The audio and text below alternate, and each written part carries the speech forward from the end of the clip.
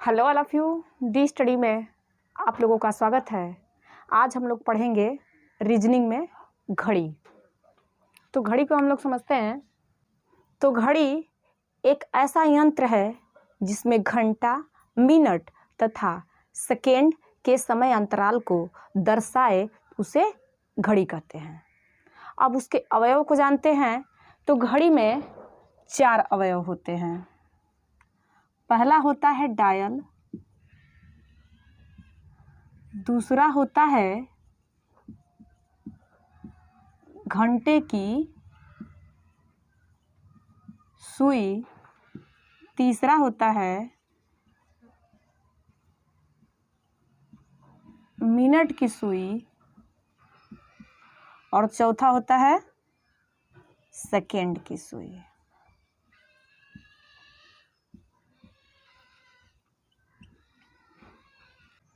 अब पहला है इसमें डायल। तो डायल गोल, अंडाकार, वृत्ताकार या आयताकार होता है। जैसे एक एग्जांपल ले लीजिए। यहाँ पे ये अंडाकार हो गया, इसको वृत्ताकार भी बोल सकते हैं, और ये आयताकार हो गया, जिसमें 12 क्रम से 12 पट्टियां होती हैं।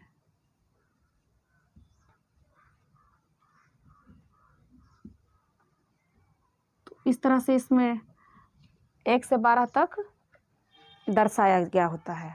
अब आगे यहाँ दिया है घंटे की सुई। तो घंटे की सुई कभी भी मिनट से छोटी होती है। हम लोग चलते हैं घंटे की सुई पे। तो 12 घंटे बराबर हमको पता है कि 360 डिग्री होता है। तो अब हमको निकालना है 1 घंटे का। तो 1 घंटे का निकालेंगे तो हो जाएगा 360 और बटा ये 12, तो हो जाएगा 12 तिया 36। यानी 1 घंटे में कितने डिग्री का कोण बनेगा? 30 डिग्री का। अब हम लोग 1 मिनट भी यही जान लेते हैं कि 1 मिनट में कितने डिग्री का कोण बनता है। तो 1 मिनट, यहाँ पे इसको भी लिख देंगे 30 डिग्री, और इस 1 घंटे को अगर हम बदलते हैं मिनट में तो ये हो जाएगा 60। तो ये कट जाएगा इससे, और ये 3 एका में 3 और 3 दूनी 6, तो ये हो जाएगा आधा डिग्री का कोण 1 मिनट में बनेगा।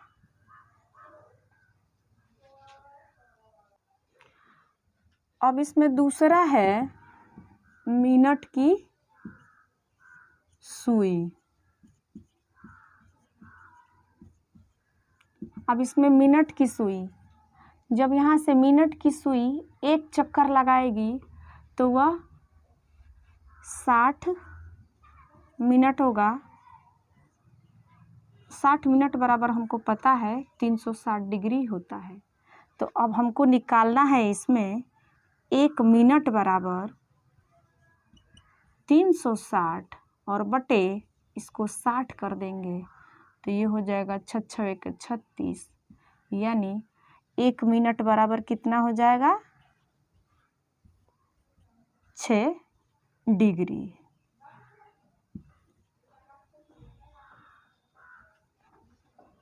अब हम लोग चलते हैं घड़ी के प्रतिबिंब पे। तो घड़ी में 2 प्रकार के प्रतिबिंब बनते हैं। घड़ी के प्रतिबिंब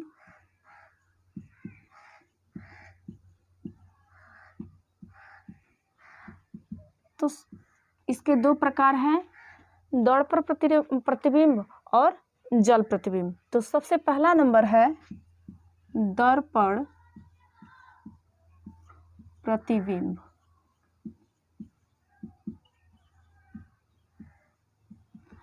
अब इसको समझते हैं कि जब कोई वस्तु हम लोग दर्पण में देखते हैं तो वो पलटा हुआ दिखाई देता है। जब कोई वस्तु हम दर्पण में देखते हैं तो वो पलटा हुआ दिखाई देता है। तो एक चित्र के माध्यम से हम समझते हैं कि ये है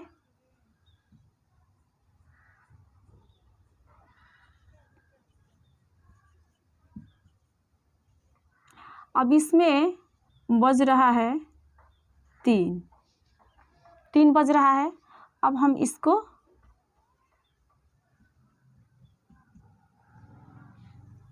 पलटेंगे तो क्या बनेगा, इसका पलटा प्रतिबिंब बनेगा। तो इसमें बज रहा है 3, तो ये हो जाएगा 9, उसमें 9 बज गया है। तो ये हो गया दर्पण प्रतिबिंब का उदाहरण। इस फिगर से आप लोगों को समझ में आ गया होगा। और आज है दिवाली, तो दिवाली की आप सबको ढेर सारी शुभकामनाएं।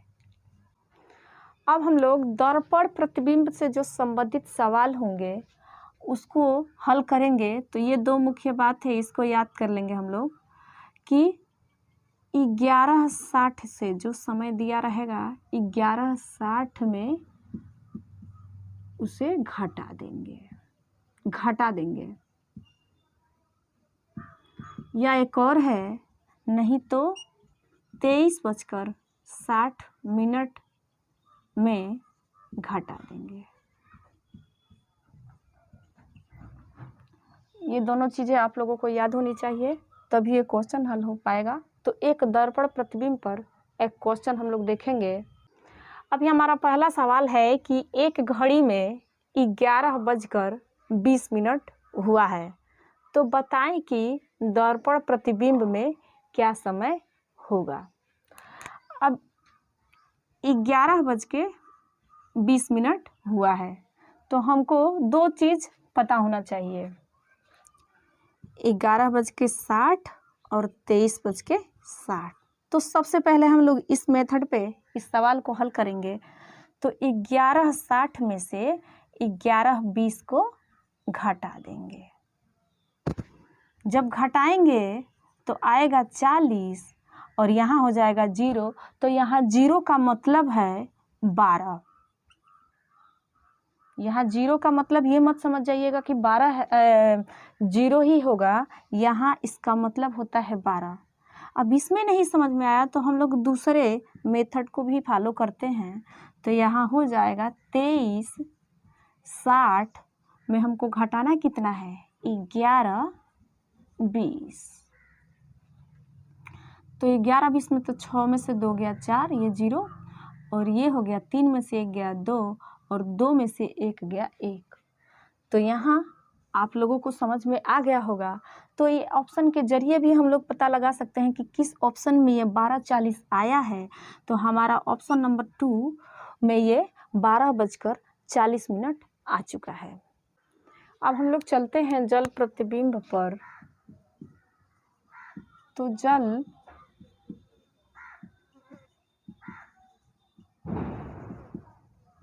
अब इसको समझते हैं।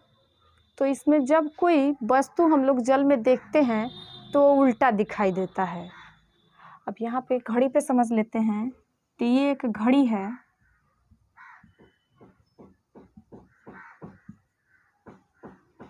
तो हम इसमें बजाएंगे 3।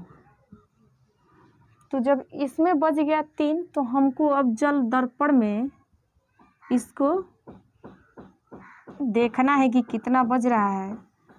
तो ये हो जाएगा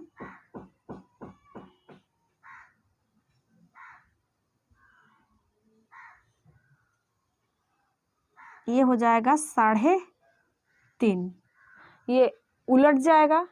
अब हम लोग जल प्रतिबिंब से संबंधित 2 इम्पॉर्टेंट फॉर्मूला जान जाते हैं। उसी पे आधारित जो हमारे क्वेश्चन आएंगे उसको हम लोग हल करेंगे। तो ये 2 फार्मूला है। अगर कोई क्वेश्चन दिया है तो सबसे पहले उसमें 18:30 में से घटा देंगे। या अगर मान लीजिए इससे अधिक आ गया तो हम उसको 17:90 में से घटा देंगे। ये दोनों हम लोगों को फॉर्मूला याद होना चाहिए, नहीं तो ये जल दर्पण से संबंधित क्वेश्चन को हम लोग हल नहीं कर पाएंगे। अब हम लोग चलते हैं, इससे संबंधित एक क्वेश्चन देखते हैं। तो जल प्रतिबिंब से संबंधित पहला जो क्वेश्चन है, एक घड़ी में 8:35 हुए हैं, तो बताइए कि जल प्रतिबिंब में यह घड़ी क्या समय दर्शाएगी। तो यहाँ पे दिया है जल प्रतिबिंब को ज्ञात करना है, तो यहाँ समय दे दिया है 8:35।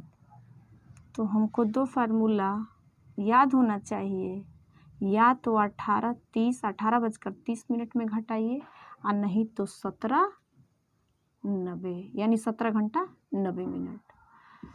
तो देखते हैं, पहले अगर घटाएंगे 18:30 में तो ये तो कम है और ये है ज़्यादा, तो इसको लागू नहीं करेंगे, ये सेकेंड वाला लागू होगा। तो ये हो जाएगा 17:90 में हम 8:35 घटाएंगे, तो ये हो जाएगा 10 में से 5 गया 5, और 8 में से 3 गया 5, और 17 में से 8 गया 9। तो 9 जल प्रतिबिंब में घड़ी क्या समय बताएगी? 9:55 समय दर्शाएगी। अब हम लोग जानेंगे कि कोणीय दूरी कैसे ज्ञात करते हैं। तो इसके लिए आता है एक सूत्र 3h - 11/2 m। ये h है घंटा और ये m है मिनट। तो इसी पे ये कोणीय दूरी ज्ञात करने के लिए ये सूत्र को हम लोग लागू करेंगे। तो सबसे पहला क्वेश्चन इसमें हम लोग देख लेते हैं, जिससे ये समझ में आ जाए कि ये फार्मूला उस पे लागू हो रहा है कि नहीं। तो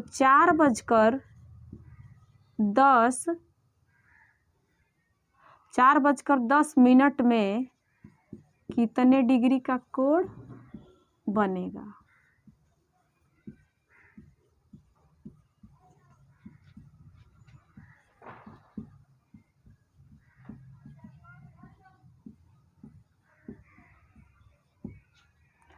तो यहाँ पे दिया है कि 4:10 में कितने डिग्री का कोण बनेगा। तो अब यहाँ दिया है कि 30h - 11/2 m। तब यहाँ लिखेंगे 30, h के जगह पे लिखेंगे ये 4 घंटा, ये घंटे को दर्शा रहा है, तो यह हो जाएगा 4 घंटा। और यहाँ दिया है 11/2 m, तो यहाँ m के जगह पे दिया है 10 मिनट, तो यह हो जाएगा 10 मिनट। अब इसको कर देते हैं आगे, 3 चौका 12, 3 चौका 12 यानी 120, और ये यहीं पे कट जाएगा, 2 5 10, तो ये हो जाएगा 11 5 55। तो ये हो गया 10 में से 5 गया 5, और 11 में से 5 गया 6। तो ये 65 डिग्री का कोण बनाता है। अगला क्वेश्चन है कि सुबह 9:28 से दोपहर 2:20 तक घंटे की सुई द्वारा तय की गई कोणीय दूरी ज्ञात करें। तो अब यहाँ दिया है 9:28 से लेकर दोपहर 2:20। अब इसको करते क्या हैं कि हम लोगों को यहाँ भी 28 अगर मिनट में दिया रहता, यहाँ तो दिया ही है, यहाँ दिया रहता तो और आसानी रहता। तो हम इसको भी बराबर कर देते हैं, 9:28 से लेके 2:28 तक। इसको हम लोग बराबर कर दिए ताकि इस मिनट में कोई दिक्कत नहीं होगा। तो अब 9 बजकर अब यहाँ 2 बजकर दिया है, तो अब इसके इन दोनों के बीच में कितना अंतराल है? तो 5 घंटे का अंतराल है, 5 घंटे का अंतराल है। तो ये हो जाएगा 5 घंटा। हमको पता है कि 1 घंटे में 30 डिग्री का कोण बनता है, तो यह हो जाएगा 5 घंटा गुणे 30 डिग्री यानी 150 डिग्री।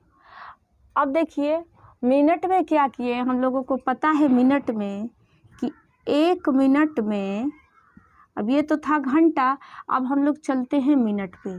तो 1 मिनट में पता है कि 1/2 डिग्री का कोण या आधा डिग्री का कोण बनता है।